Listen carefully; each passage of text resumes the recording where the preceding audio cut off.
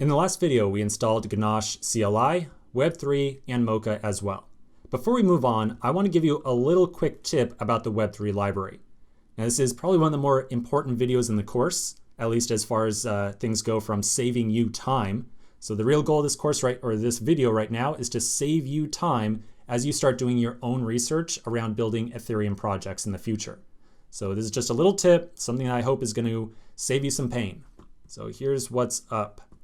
I want you to be aware of versioning issues around Web3. So this is the thing that's going to save you some time, just being aware of this issue. In the Ethereum world right now, Web3 is used as the absolute end-all solution for communicating between a JavaScript app and the Ethereum network. Remember, several times we've said that Web3 is kind of like our portal into the Ethereum world. It's how we get programmatic access to an Ethereum network.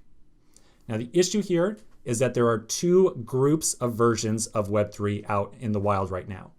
There's version 0.something. The most common version you'll see is 0.21 something. And then on the other side, more recently, version 1 has been released. Now, you and I just installed version 1, so we are working with the newer version of Web3. What I want you to be aware of is that at this point in time, the vast majority of documentation, the vast majority of Stack Overflow posts, the vast majority of blog posts out in the wild talking about Ethereum are all using the older version of Web3. This is kind of a big deal because the API, or the way that we work with both these libraries, is significantly different, significantly. In particular, the earlier version of Web3 had a little bit more primitive interface for working with the library. It had support only for callback functions for whenever we wanted to work with asynchronous calls. And unfortunately with Web3, just about everything we do is asynchronous in nature. So if you want to, say, get access to a contract, or call a function on a contract, or send money from one person to another, these are all asynchronous actions that we execute using Web3. And the only way to get some indication that our function call or our transfer of money or getting access to our contract has been completed successfully is by providing a callback function. In general, we do not like callback functions as developers. They are generally hard to keep organized in our code, and it's really easy to write some ugly looking spaghetti code that is difficult to understand when we're working with callbacks.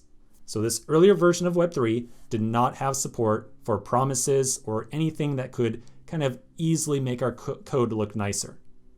This problem has been solved with version 1. So version 1 of Web3 does have support for promises and the much newer async await syntax. So with version 1, you and I get to write some very nice, pretty looking code, which is great. That's what we want to do.